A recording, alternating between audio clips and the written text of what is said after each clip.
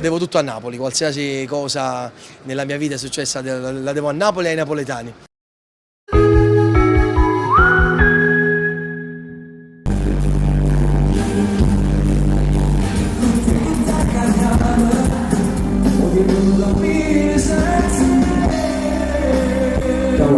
Mi accompagna lei. Dalla Sicilia, Dalla Sicilia dove?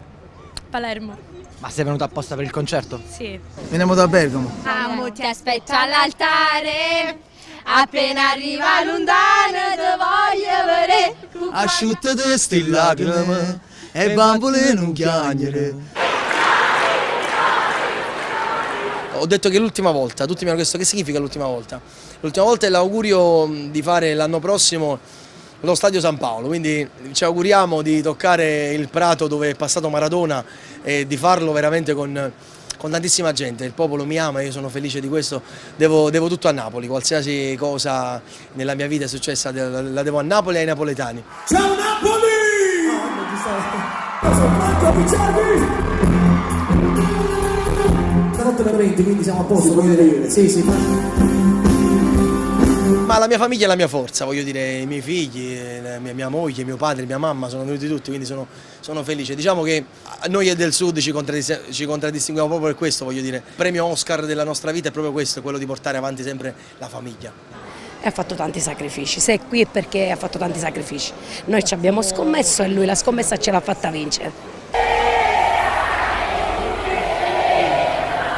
Tony è nato per fare questo lavoro. Tony da piccolo già trasmetteva tutto quello che sta facendo oggi.